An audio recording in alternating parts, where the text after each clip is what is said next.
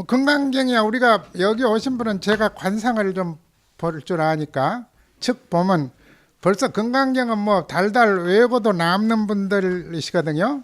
그러니까 건강경을 뭐 누가 강의를 잘한다 못한다 이런 거는 전혀 관계없고 이 건강경을 어떻게 내 의식 속에 그야말로 새나가지 않게 야무지게 담느냐. 나는 그래서 처음부터 상을 버려라 상을 버려라 상을 버려라 하고 그 말씀을 시간 내에 했으면 어떨까 그런 생각도 했습니다마는 그래가지고는 안 될 것 같고 그러니까 뭐 건강경 이야기지만은 우리 또 강의한 사람이 누구냐 또 강의한 양반이 뭐라고 말씀하느냐 그게 난 하나도 중요하지 않다고 생각합니다. 자기가 어떤 다짐을 하는가 이게 큰 문제 아니겠습니까? 그러니까 뭐 그 소리에도 집착하지 말고 좋아하지 말고 뭣도 좋아하지 말고 이렇게 했으니까 여기서 뭐라고 했든 간에 그것도 좋아할 것도 없고 그 소리를 통해서 나오는 어떤 진실한 인간의 어떤 본 모습을 자기 마음속에 담고 그걸 실천하고 하는 것이 우리 불자들의 저는 큰 그 덕목이고 삶이라고 생각합니다.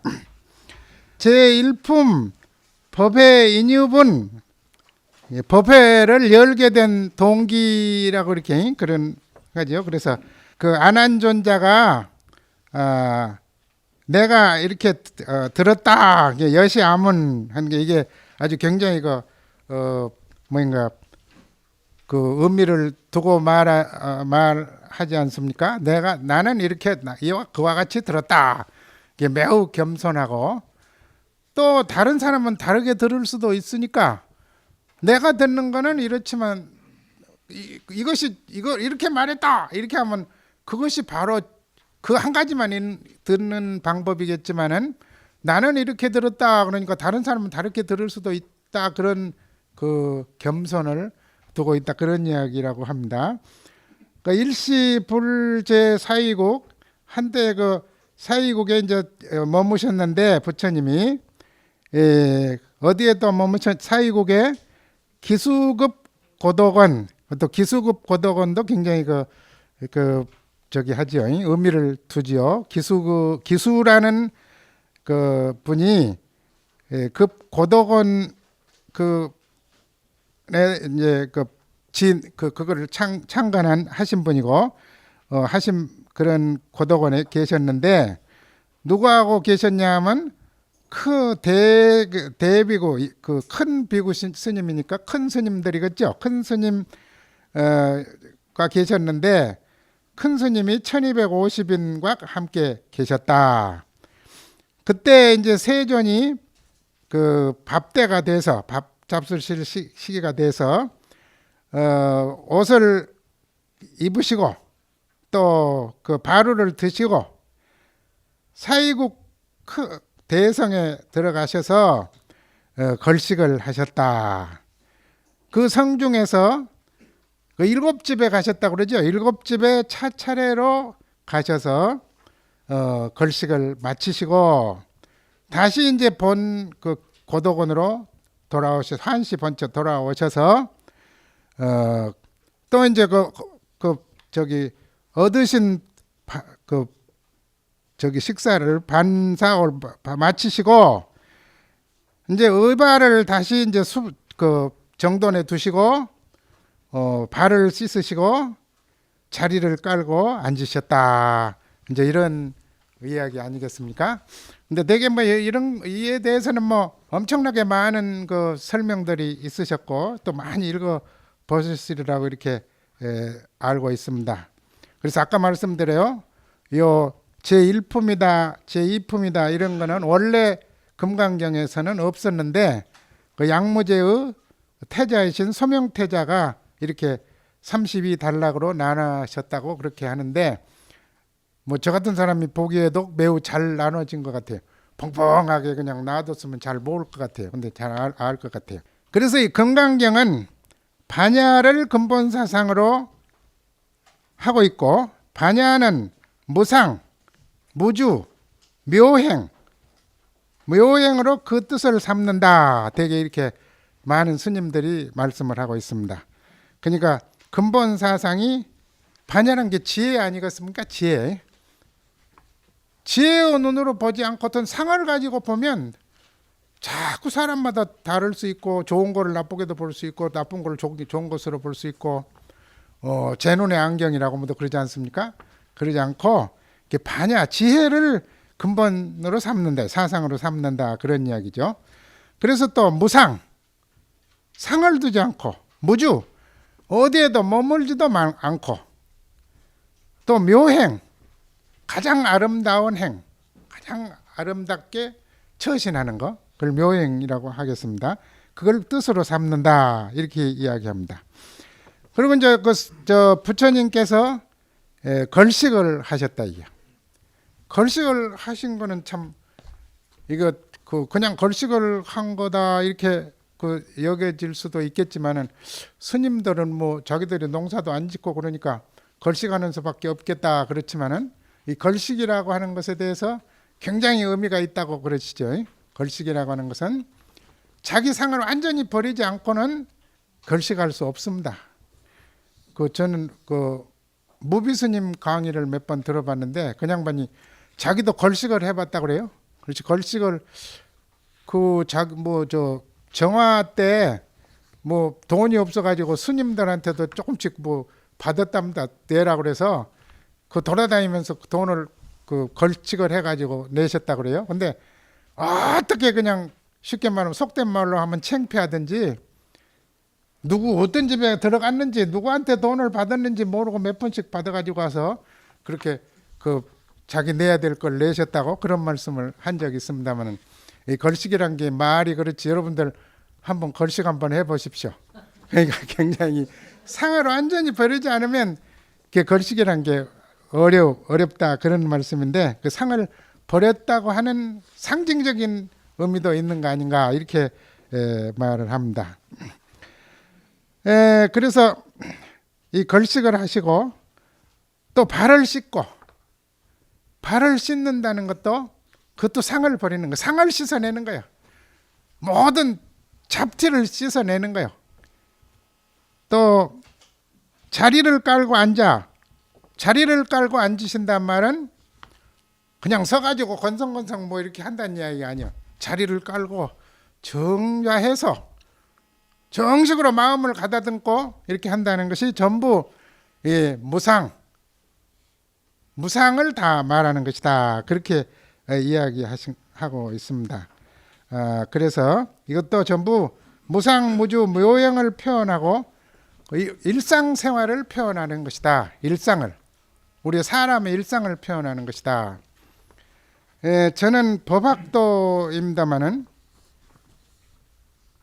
아주 그냥 헌법의 첫 시간에 들어가면 인간은 존엄하고 평등하고 자유롭고, 이게 뭐 언제부터서, 과거에는 미국에도 1800말년도까지 여자에게는 참정권이 없었습니다. 그런 정도로 그냥 평등을 쟁취해서 투쟁해서 얻었다, 뭐 이렇게 하고, 자유를 투쟁해서 얻었다, 이렇게 아주 강조해서, 야, 그런가 보다. 우리 첫 시간에, 헌법 첫 시간에 시험 문제가 그거예요. 헌법과 자유, 칠판에다 크게 헌법과 자유 그렇게 써놓고 선생님이 가버려. 나는 교무실에 가니까 당신들 누구 반장 시험지 걷어갖고 와, 그러고 가버렸어요. 마음대로 써라, 이게 마음대로 보고 쓰든지 말든지. 그렇게 헌법과 자유란 게 그렇게 어려운 과목인지 몰랐어요. 그런데 부처님 경전을 보면 2600년 전에 인간의 존엄, 평등, 자유 다 나온다, 이게. 아주 지금까지 난 인도도 가봤습니다만은, 소위 언터처빌리티, 소위 불가촉적 천민, 그거 되면 골치예요. 나는 법학도니까 아까 말씀대로 법학하는 사람들, 정치하는 사람들 만나보면 언터처빌리티라고 하는 불가촉 천민들을 없애려고 무슨 국가기관에는 전부 부자는 전부 그냥 반들한테 줘. 부자는. 또 국회의원도 10% 그냥 반한테 줘. 근데 부자를 그냥 반들을 주고 나니까 부자란 것이 완전히 이게 못 쓰게 돼버렸어. 부부기관장이라는 게 못 쓰게 돼버렸대요. 그거 언터처빌리티, 그 불가촉적 천민이 맡은 자리다 이렇게 되니까 더 나빠져 버렸. 그렇게까지 아주 그 고질적인 인도에서 부처님은 2600년 전에 벌써 이 평등, 자유, 인간의 존엄 이런 걸 다 말씀했다 이게. 그러니까 얼마만큼 그 성견지명이 있으시고 기수급 고도권 하나가 기원정사라고도 말하고 기타 태자가 땅을 보시하고 급고독 장자가 건립해서 부처님이 여기에서 법을 설하셨다. 그런데 특히 이게 아무런 그 여기 뭐 그 금을 갖다 깔고 뭐 이렇게 어쩌고 뭐 그 이야기들이 많죠. 그런 그 성스러운 어떤 그 부처님을 위한 어떤 그런 그 성스러운 부처님 말씀을 위한 말씀을 듣기 위한 그런 고귀한 자리로 만드셨기 때문에 부처님이 특히 거기를 좋아하신 거 아닌가 이렇게 생각합니다. 또 그 걸식이라고 하셨는데 남방 불교에서는 지금도 걸식 한다고 우리도 알고 있습니다. 부처님의 걸식은 무상을 일깨워주고 또 차별 없이 7집씩 걸식을 했다 그러는데 한 집에서 만약에 그 부자니까 여기 들어가서 해야겠다. 가난하니까 좀 그 저기 하게 그 부자만 하자 이렇게 하면 상이 생긴다 이겁니다. 주는 사람도 상이 생기고 받는 사람도 상이 생긴다 이게요. 주는 사람도 내가 그래도 부처님한테 매일같이 공양을 올리고 있어. 그래도 또 받아가면 아무래도 거기에 상이 아마 그 관심이 생길 거예요. 그런 식의 말씀인 것 같습니다.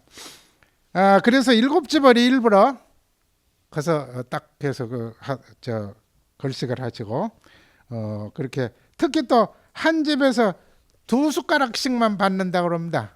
받았다고 그런 어떤 평등하게 또 상 안 생기게. 또 발을 씻었다고 하는 말씀을 아까 드렸습니다마는 그것도 나라고 하는 상의 때를 씻었다 이렇게 말씀을 하십니다. 또 세족하고 걸식하고 자리에 앉음이라는 것에 금강경에 그 종지가 담겨 있다 이렇게 그 저서들 보면 그렇게 되어 있습니다. 거기에 바로 상을 버리고 모든 하는 것이 금강경의 어떤 큰 뜻이 종지라고 하는 것은 큰 뜻 줄거리가 아닌지 아주 큰 대들보가 담겨 있다 그런 뜻을 말합니다. 부처님은 인간의 본래 모습을 보여주셨다. 부처님은 걸식하고 발 씻고 또 자리 펴고 앉으시고 이름으로써 사람의 일상생활을 모습을 보여주고 불교라고 하는 것은 일상생활에서 나오는 것이고 일상생활을 위한 규범이고 그러니까 우리가 이거를 그냥 줄줄 외우기만 하고 가버리면 소용없어요. 말만 제 양반 대학 교수도 했다는데 말 되게 못하네. 그런 생각만 하고 계시면 소용없어. 뭐라고 했든 간에 자기 스스로 부처님은 인간으로서 일상생활에 어떤 지침을 주셨으니까 우리도 이 지침을 마음속에 새기고 또 새기자. 또 그러고 행하자. 보현보살 문수보살 양보처에 딱 멋지게 문수보살은 지혜보살이고 보현보살은 행의 보살이거든요. 그러니까 그 행하지 않으면 불교는 인간 생활의 거니까 소용이 없다 그런 이야기야. 그리고 이 불교라는 것은 어떤 신의 종교가 아니고 부처님도 우리와 똑같은 사람이었다. 걸식하시고 뭔가 발 씻고 자리에 앉으시고 이런 똑같은 인간이다. 그러니까 불교는 인본주의 그 신앙 아니겠습니까? 어떤 신을 신앙한 게 아니다 이게 절대로. 여기서 불교의 어떤 본질을 말씀했다고 이렇게 볼 수가 있습니다. 제 2품에 가겠습니다. 그때 이제 장로 수보리가 그 여러 대중 중에 계시다가 일어나셔서 옷을 그 편단 우겨내는 거냐 뭐 이렇게 그 저기 때인데 옷 매무새를 잘 하고 하고 이제 그 오른쪽 무릎을 그 꿇고 아주 공경해서 이제 합장하고 공경해서 스님 부처님께 말씀했다. 세존 희유하십니다. 세존님이라고 그래야 합니까? 엄청 매우 희유하십니다. 열애 선호염 보살 열애께서 그 많이 우리 보살들을 전부 염려하시고 도와주시고 사랑하고 또 잘 일러주시고 선 부촉 제보살 세존께서 선남자 선여인 이것도 굉장히 그 우리 대중들을 우리 중생들을 나쁘게 좀 낮춰서 말하면 굉장히 그 높여주신 그런 뜻이라고 그러시죠. 선남자 선여인이라는 것이. 그래서 발안욕 따라 삼막 삼보리심 그 안욕 따라 삼보리심을 내는 마음을 내신 사람은 다시 말하면 발심을 한 사람은 보살심을 낸 사람은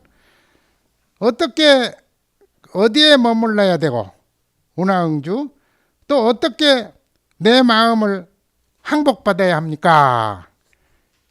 항복이란 말을 써서 항복 무슨 전쟁터에 항복한 것 같이 항복이라고 그랬어.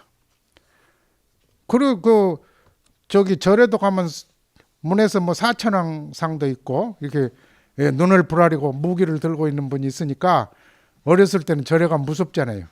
왜 절에 가면 이렇게 했을까? 사실은 우리 마음을 항복받는 게 전쟁보다 더 어려워요. 전쟁하는 것보다 마음을 항복받는다는 게. 그러니까 항복이란 말 어떤 분은 항복이라는 분이 너무 강하니까 다스린다 이렇게 하지만 다스린다는 말 갖고는 나는 안 통해. 더 약한 것 같아. 항복받는 거예요. 어떻게 마음을 항복받아야 되는가? 불언 부처님이 말씀하기를 선제 수보리 장하다 네가 그걸 알아차렸구나. 부처님이 그렇게 그 보살들을 잘 지켜드리고 잘 또 일러드리고 이런 걸 알았구나. 장하다 그런 뜻이에요. 여여소설 네가 말한 대로 열애가 그 보살들을 다 잘 보호하고 사랑하고 또 잘 일러주고 그래서 지금 네가 그 나에게 일러주기를 청했지. 그러니 내가 너를 위해서 당연히 그 말해주겠다. 선남자 선여인이 발안욕 따라 삼보리심 삼막 삼보리심 그러니까 그 보살심을 낸 사람 발심을 한 사람 내가 깨닫겠다고 이렇게 하겠다고 마음을 낸 사람은 당연히 이렇게 이와 같이 시주 이와 같이 머물고 이와 같이 마음을 갖고 또 여시 항복기심 이와 같이 이 마음을 다스려라 항복받아라 그런 이야기예요. 항복받아야 한다. 그러니까 유연세존 즐겁게 듣겠습니다. 그런 이야기예요. 그런 이야기인데 수보리 장로 수보리라 그랬죠. 그래서 장로란 말은 덕 높고 학식이 뛰어난 분으로 그랬죠. 뭐 기독교에서 장로 그러지만 불교에서도 장로라고 이렇게 해서 굉장히 그 어떤 수보리가 그 학식과 덕망이 엄청 높으신 분이라고 하는 것을 나타내고 있는 겁니다. 그리고 이제 옷차림과 무릎 꿇는 자세, 또 법을 듣고자 하는 간절한 자세. 그러니까 지금 옷차림도 매무새를 하고 무릎을 꿇고 이렇게 청했죠. 그거는 우리가 어떤 법을 듣고 생각하고 청할 때 그냥 뭐 지나가는 생각처럼 오늘 밤에 마치 어디 약속도 없고 그러니까 한번 가보자. 그리고 여기 와서 앉아갖고 또 집에도 몇 번 왔다 갔다 하고 어디도 뭐 비가 오는가 안 오는가도 몇 번 왔다 갔다 하고 그렇게 하면 안 된다 이게요. 그렇게 하면 안 되고 아주 간절한 마음으로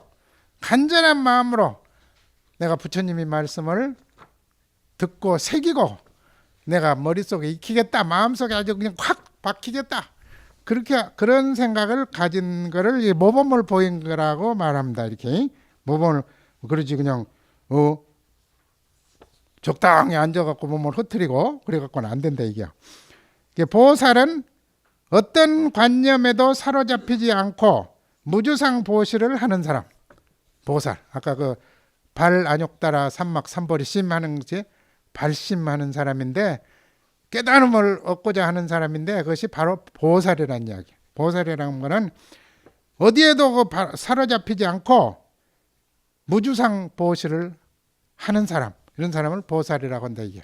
그러니까 특히 우리나라에서는 뭐 우리나라 전부 여성 불자님을 보살님 그런데, 자기가 진짜 그런 사람인가, 내가 어디에도 거들리지 않고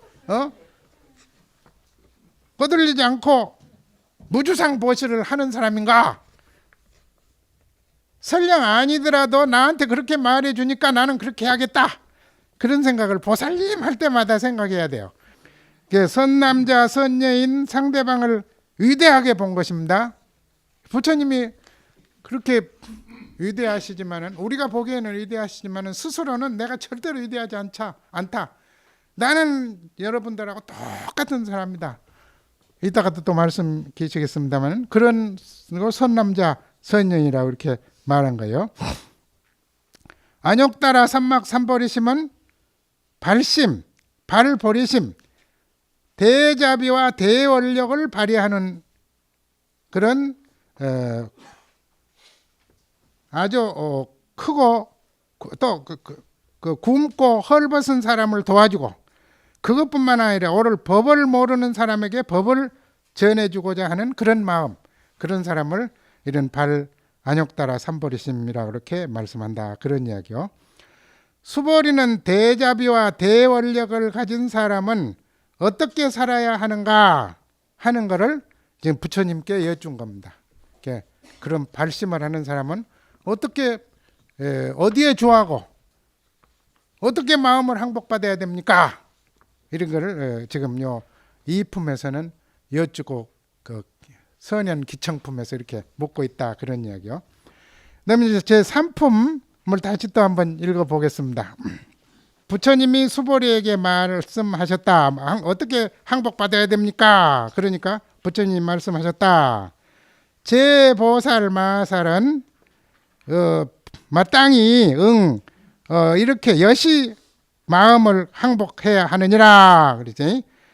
소유 일체 중생지류, 그러니까 모든 그 생명을 가진 그 중생들, 일체 중생들은 여러 가지가 있죠. 난생 있고 태생 있고 습생, 화생, 유색, 무색, 유상, 무상, 비유상, 비무상, 이런 여러 가지 상들이 구류 중생이라고 그러지 않습니까? 모든 생명을 가진 거. 그래서 그런 중생들을 내가 다 열반에 들게끔 해서 그 전부 멸도시키겠다. 저기를 못쓸 잡념들을 다 멸도시키겠다. 이와 같이 무량무수 무변 중생을 멸도하지만은 실제로는 멸도한 중생이 한 사람도 없다.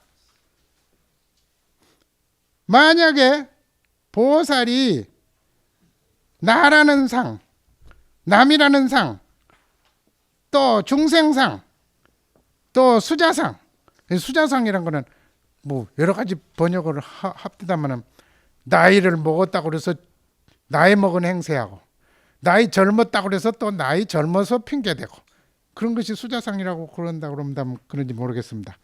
만약 그런 상을 갖는다면 그건 보살 아니다 이게요. 보살이 아니고 중생이다 이게요. 그러니까 우리들도 곰곰 여기다 비춰보면 알아. 내가 깨달았는가 못 깨달았는가 여기다 비춰보면 알아. 과연 내가 아상이 그렇게 심한가? 아상이 그렇게 심하진 않고 한 30%는 준 것 같다 그러면 70%는 아직 중생이 아니야.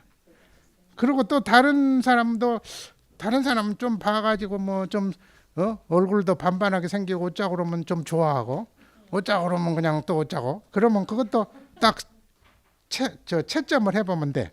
그런 식으로 해서 그래서 만약에 과락이면 40점입니다. 40점도 아니면 과락이야. 그리고 40점 이상이면 좀 합격은 합격인데 100% 쪽으로 가야겠죠. 그런 아주 참 좋은 말씀인데 그래서 그 대승 정종분 그랬는데 대승은 큰 수레를 뜻한다고 그랬죠. 자기만이 아니고 모든 사람을 한꺼번에 태우고 열반의 세계로 가는 그 위대한 가르침. 자기만 간다 이게 소승 대승 뭐 그게 뭐 그렇게 그 대단한 구분은 아니라고 봅니다만은 이 대승 쪽에서 볼 때는 역시 자기만이 아니고 모든 사람이 함께 열반으로 어떤 한꺼번에 태우고 가자 그런 대승 사상이 좋은 것 같습니다. 보살은 구류 중생, 일체 중생 즉 모든 생명 있는 것을 모두 무효열반에 들게 제도하느니라 그런 이야기요. 아까 그 무효열반은 모든 미혹과 번뇌를 끊고 삶과 죽음을 초월하여 불생불멸의 도리를 증득한 해탈의 경지를 뜻합니다. 그 평화와 행복을 누릴 수 있게 하는 것을 우리가 무효열반에 들게 한다 그런 이야기. 그러나 실은 제도를 받은 중생이 없다. 제도를 받은 중생이 없다. 그거는 모든 생명은 완전 무결한 존재로 이미 제도되어 있기 때문에 더 이상 제도할 것이 없다는 뜻이다. 이미 다 제도돼. 부처님이요. 그러니까 여기 말씀한 대로 부처님은 그 보리수 아래서 깨달은 다음에 뭐라고 그러셨냐면 첫 마디가 선제로다. 선제로다.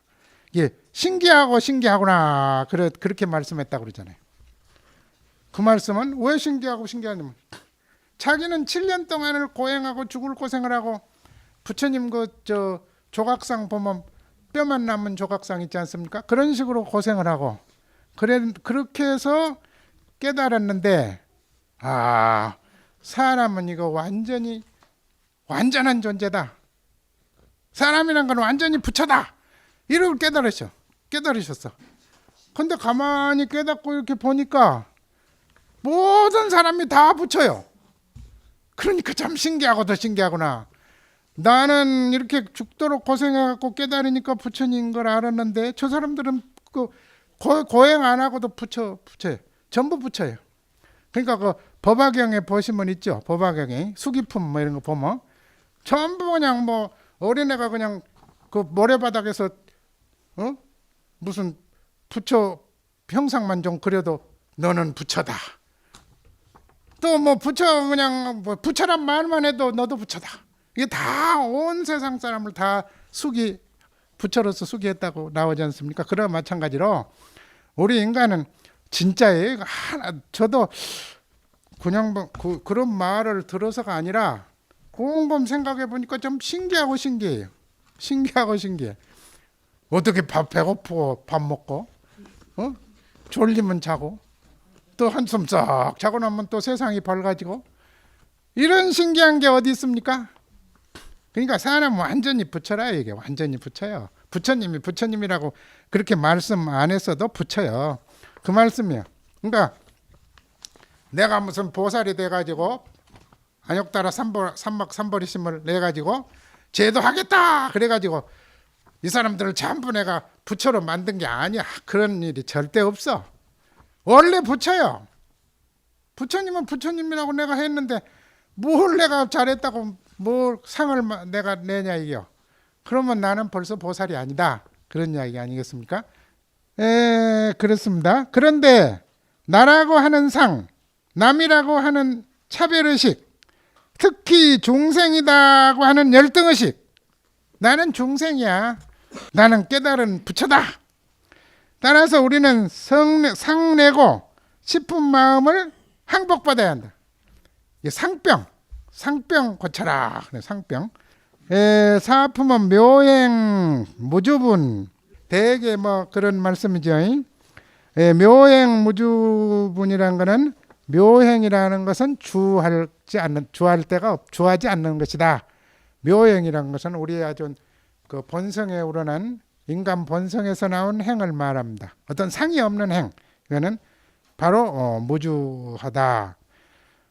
또한 수보리가 그 보살이 법에 의해서 무주상 그 응무소주 해서 그런 보시를 하면 소위 부주색 보시를 하고 또 부주성향 미촉법 보시를 하면 수보리야 보살 응여여시 그런 보시를 하면 부주어상 보시죠.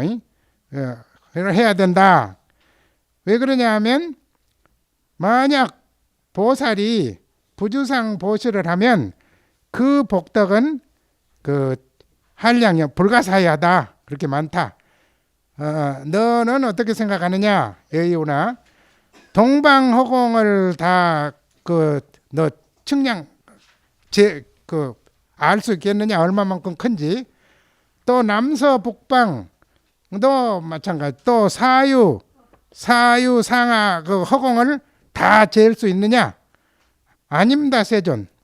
그거는 잴 수가 없습니다. 그 소리였죠. 보살이 무주상 보시를 하면 불가사량 그와 같이 허공과 같이 잴 수 없이 막 엄청 크다. 무주상 보시를 해야 수보리야 보살은 그렇게 내가 가르쳐 준 대로 머물어야 된다. 머물고 보시를 해야 된다. 그런 이야기겠죠. 그래서 아름다운 행은 머물고 집착감이 없다가 묘행 무주란 말이 아름다운 행은 머물고 집착감이 없다. 그 소리입니다. 미련과 아쉬움을 보이면서 끈적끈적 늘어붙지 말라. 보시를 하면서 또 하찮은 일에 생색을 내지 말라. 그런 거 많죠. 어떤 스님이 그러시대요. 저 보살님은 지금도 대들보를 짊어지고 다닌다고. 오랜 동안 짊어지고 다닌다고. 이게 자기가 대들보 하는 걸 절에 그 시주를 했나 봐요.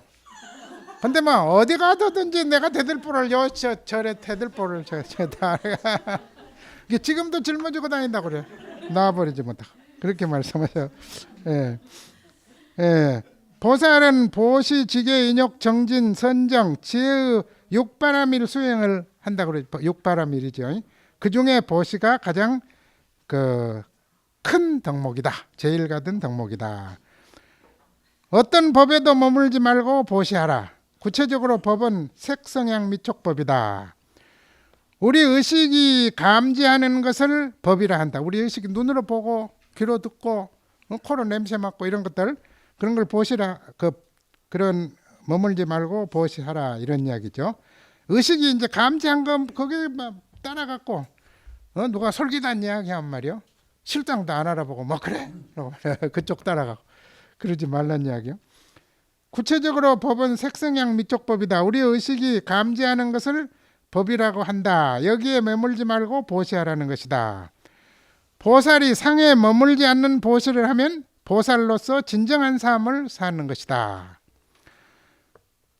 그러한 삶에서 베푼다고 하는 의식이나 관념이 차곡차곡 쌓이면 큰 병이 된다. 상병이 풀리면 모든 문제가 해결된다. 그런 이야기요. 아내와 남편, 기업주와 근로자, 친구 사이, 또 절과 신도, 공직자, 음식점, 예를 들어 다 생각해 보십시오. 또 아내와 남편, 내가 뭐 어떻게 했는데 당신은 뭐냐 이게야? 당신 아무것도 안 하고 말이야. 도로노이가 갖고 말이지. 그러니까 저는 주례할 때 꼭 그럽니다. 주례할 때 사랑이라고 하는 것은 그 민사 계약하고는 다르다. 집 팔고 사는 계약하고는 다르다. 사랑이라고 하는, 사랑의 계약은 그 결혼도 계약이에요. 결혼도 계약이지만은 너 1억 원짜리 줬으니까 1억 원 내놔야지. 그런 게 그거는 그런 계약과 사랑의 계약, 결혼의 계약이라고 하는 건 다르다. 그런 이야기. 사랑이라는 거는 상대방이 주는 것을 고려하지 않고 주는 거다. 일방적으로 주는 거다. 그래야 평화가 와요. 그런 생각으로 살아야. 그러지. 요즘에는 진짜 너무 따지는 것 같아요. 너무 따지고 사는 것 같아요. 응? 뭐 그러니까 쌍방이 그런 생각을 갖기는 가져야 돼. 쌍방이. 여성만 그렇게 하고 남성은 그래 안 하면 또 그게 안 되죠. 남성도 무조건 사랑해, 무조건 줘야 된다 이게. 무슨 고된 것 같으면 여성분이 고된 것 같으면 밥도 하고 설거지도 하고 시장도 보고 청소도 하고 그래야지. 뭐 자기 직장 다닌다고 뭐 청소는 안 하고 말이지. 그런 거 안 된다 이게. 그래, 그 특히 남녀간에 우리 불자님들은 그런 거 가지고 따지면 안 돼요. 그런 거 가지고 불자님들은 거 따지면 안 돼. 내가 뭐 했으니까 나 당신도 뭐 해야지. 꼭 그런 거 필요 없어. 기업주와 근로자도 마찬가지요. 기업주와 근로자, 기업주도 노동자의 노동력, 전향반들이 있기 때문에 내가 돈을 벌고 일을 하는 것이지. 또 노동자도 기업주가 있기 때문에 기업을 하기 때문에 내가 여기서 먹고 처자식을 먹고 살리는 것이지. 그런 이야기. 그렇게 생각하라 이게. 노동자를 보고 기업주를 볼 때 그런 마음을 조금씩이라도 쌓여가면 불자들이 세상에 많아지면 세상이 좀 조용하고 평화로울 것 같아요. 많이 평화로울 것 같아요.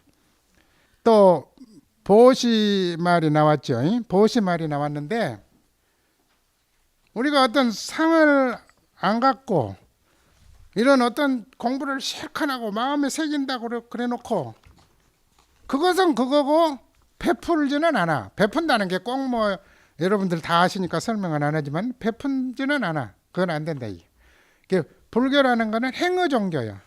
인간의 종교, 인간 생활 기반이야. 이게 부처님도 아까 말씀대로 문수보살, 보현보살 딱 옆에 두고 말이야. 그런 거나 마찬가지로 보시를 해야 된다. 이게. 여러 가지 보시를. 근데 마이너스 보시를 한 사람이 많아. 마이너스 보시를. 그냥 아까 그냥 생색을 내 가지고 뭐 돈 몇 푼 내고는 그냥 또 몇 푼 좀 봉사활동 해놓고는 뭐 봉사활동 했다고 막 재고 다니는 사람들 안 돼. 사람들을 상 내는데 익숙하다. 상을 내면 보시를 하고 복덕을 얻기보다는 복덕을 잃기 쉽다. 보시할 때도 머무는 바 없이 할 때 최고로 미묘하고 아름다운 것이다. 삶이다. 그런 이야기요. 그 다음에 제 5품 하겠습니다. 5품은 짧으니까. 열의실견분. 우리가 뭐를 볼 때든 뭐를 보더라도 사리에 딱 맞게 인간 본성에 맞게 봐야 된다. 그런 이야기죠. 뭐 인생살이에 다 마찬가지야. 인생살이에. 누가 뭐 조금 이쁜 짓 하면 그냥 아이고 그러냐고 그냥 헉하고 그냥 또 누가 미운 짓 하면 좀 이러고 말이야. 미운 짓 하다가도 예쁜 짓 할 수 있잖아요. 그걸 그냥 또 한쪽만 본다. 이게 한쪽만. 그건 아주 인생살이에 또 불자로서는 아주 잘못한 것이다. 이게 한쪽만 보는 거. 그 사리에 맞게 모든 걸 봐야 된다. 그래. 이건 아주 몸속에 새겨야 돼요. 어디 그냥 뭐 수사관이 아니라도 그래. 수사관이 아니라도 인생살이에 있어서 그냥 겉만 보고 한편만 보고 이렇게 하면 소위 그 편견이라고 하는 거, 이건 아주 무서운 겁니다. 편견이란 거. 이게 편견을 갖게 된다. 편견을 갖지 마라. 그런 이야기요. 편견을 가져서는 안 된다. 그러니까 그 몸뚱아리, 몸 외상, 몸뚱아리만 보고 부처를 열애를 볼 수 있느냐 그런 이야기죠. 아닙니다. 세존. 그 몸뚱아리 몸을 보고는 열애를 볼 수 없습니다. 왜 그러냐? 열애가 말씀하기를 신상이라고 하는 것은 그 상이 아니다. 그런 이야기거든요. 그래서 그래서 불고수부 부처님이 수보리에게 말씀했다. 범소유상, 그 상이 있는 모든 것은 다 계시 허망하다. 그 실상 허망하다. 그렇지 않습니까? 사람도 허망하고 사람도 그렇게 싱싱하고 잘났고 예쁘고 한 사람 나는 그 엘리자베스 테일러라는 여성을 매우 좋아했어요. 그 리틀 우먼스 그 영화 있잖아요. 그런 영화도 얼마나 예쁘게 나와요. 아이고 그런데 늙고 쭉 늘어지니까 그런 거요 다. 그러니까 계시허망이요. 계시허망. 근데 그 지성이 불성이 부처님의 말씀이 어느 정도 가슴에 들어가 있는 분은 다 예뻐. 간장히 보면 예뻐. 그래서 그때 이제 즉 진리를 곡해하지 말고 사실대로 보라. 그런 이야기요. 열이실견부는 모든 형상이란 허망한 것이다. 밖으로 나타난 형상만 보지 말고 그 속에 숨은 뜻, 숨은 이치를 꿰뚫어 보는 것이 보살의 삶이다. 사실 여부 확인도 않고 말꼬리만 잡는 사람도 많다. 그냥 탁 하면 그냥 그 사람하고 더 대화도 해보고 사실도 알아보지 않고 한마디 한 걸 갖고 꼭 꼬투리 잡아갖고 막 끝끝내 물고 늘어져. 그런 사람은 안 돼요. 그 사람은. 그래 실답게 보면 모든 문제 해결된다. 다 사리를 다 분명히 파악해갖고 보면 다 문제 해결 방법이 나오잖아요. 해결 방법이 나온다. 그런 이야기요. 철저히 알아볼 일이다. 부처님부터 실답게 봐야 한다. 우리가 부처님은 우주의 삼라만상의 진리고 생명입니다. 생명 그 자체입니다. 부처님 부처님도 발식보 걸식하고 그랬다고 하니까 우리와 똑같은 사람이지. 물론 우리와 똑같은 사람이야. 그러나 부처님은 그런 모든 것을 아시고 다 말씀하신 거예요. 우리는 다 부처님이지만은 그걸 알고 말씀 행동 못하는 거예요. 지금 행동하도록 해야 된다. 그런 말씀이겠어요. 수보리 이제 요 속되게 요 질문을 여기 제 오품에 있는 거를 보면 속되게 말하면 수보리 자네 내 얼굴 보고 부처라고 하는가? 그 소리예요. 자네 내 얼굴만 보고 나를 부처라고 하는가? 그러면 안 된다 이게야. 그런 이야기예요. 육신은 허망한 것이라 시시각각 명멸해 간다. 겉으로 우리 몸뚱이에 집착하지 말고 우리의 본래의 생명에 눈뜨는 것이 삶이다. 한두 가지 사실만 가지고 판단하면 안 된다. 상이 있는 것은 모두 허망하다. 불교는 진리를 바로 생활에 적용할 수 있는 가르침이다. 지금 요 오품 같은 것도 우리 생활에 꼭 그렇게 적용할 수 있는 것이잖아요. 저 32품에 뽑은 게 있어요. 32품. 응화 비진품. 모든 것들은 다 허망하다. 그런 뜻인데 일체 유의법이란 말은 모든 인위적으로 만들어진 상들, 인위적으로 만들어진 형상들, 그 유의법이죠. 무의법 말고 유의법. 그 유의 형상들. 그것들은 마치 꿈과 같고 환영과 같고 물거품과 같고 그림자 같다. 또 그것들은 이슬과도 같고 번쩍이는 번개와도 같다. 응장여시관. 마땅히 그렇게들 봐라. 보고 살아라. 그렇게 보고 살아라. 그런 이야기. 그러니까 아상만 내가 강조를 한 것 같은데 모든 객관적인 상도 전부 허망한 것이다. 거품과 같고 꿈과 같고 번개와 같다. 그렇게 보고 살아야지. 그것에 매달려 가지고 대통령이 뇌물 먹는다고 그래서 뭐하라고 먹습니까? 그거 뇌물을 왜? 뭐하라고 돈을 그렇게 밝힙니까? 예? 이거 별을 몇 개씩 붙인 사람이 말이요. 뭐 때문에 그 돈 때문에 어쩌가지고 그렇게 망신은 또 망신이지만은 그게 무슨 짓이에요, 그래? 그 나라 일이 되겠어요? 어디든지 개인의 어떤 상을 착색해버리면 삐뚤어져 버려. 이 일을 하는데 나한테 무슨 이익이 오겠는가 그렇게 생각해버리면 나라 일이 되겠어요? 안 되지. 그 완전히 삐뚤어져 버려 그거는. 그러니까 이 부정이라고 하는 거 싱가포르 리강 총리가 그래서 유명한 거요.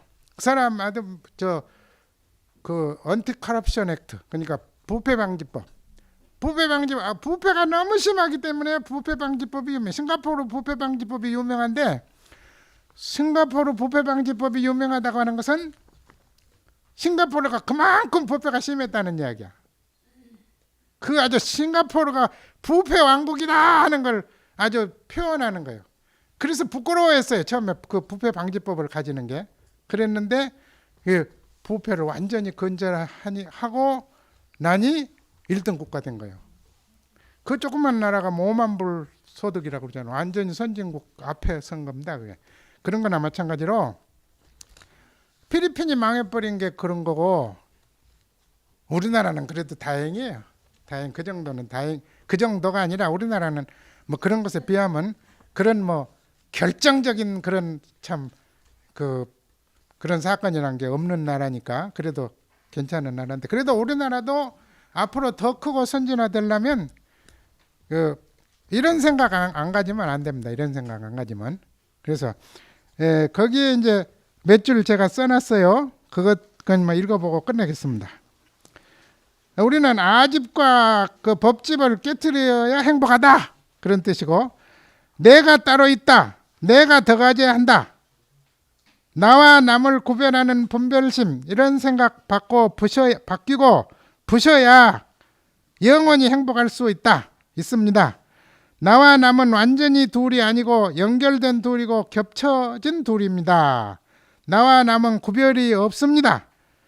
그러나 물론 나와 남은 몸체가 따로 있기 때문에 구분은 있으며 개별성을 인정됩니다. 남편하고 나하고 한 몸이라고 하니까 부부 일체라고 그러니까 진짜 한 몸은 아니잖아요. 둘은 있는데, 그러나 구별을 해서는 안 된다 이게. 내 몸이 둘인데 왜 자꾸 구별하지 말라고 그럽니까? 나하고 남이 따로 있지? 그 생각 가지면 이제 그 생각이 어느 정도 깊은가 그런 것 봐가지고 아까 말씀대로 내가 깨달음이 얼마인가, 과락은 아닌가, 그걸 생각하면 그것 갖고 측정하면 돼요. 나 아닌 것이 없으면 나도 없고, 나 아닌 모두가 행복해야 나도 행복합니다. 나와 나 아닌 것 따로 있다는 생각이 다이아몬드처럼 단단합니다. 우리가 지금 금강경 다이아몬드 수트라 경을 공부하는데, 내와 나와 남이 따로 있다는 것이 다이아몬드처럼 강해. 그런 우리 우리 감이. 그래서 그걸 부수기 위해서 금강경이 있어. 금강으로 다이아몬드를 쳐야겠죠. 그런 뜻인 것 같아요.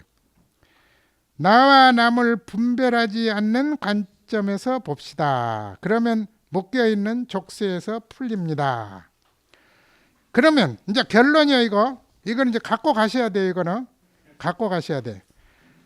현재 나는 어떻게 생각하고 어떻게 행동하고 있습니까?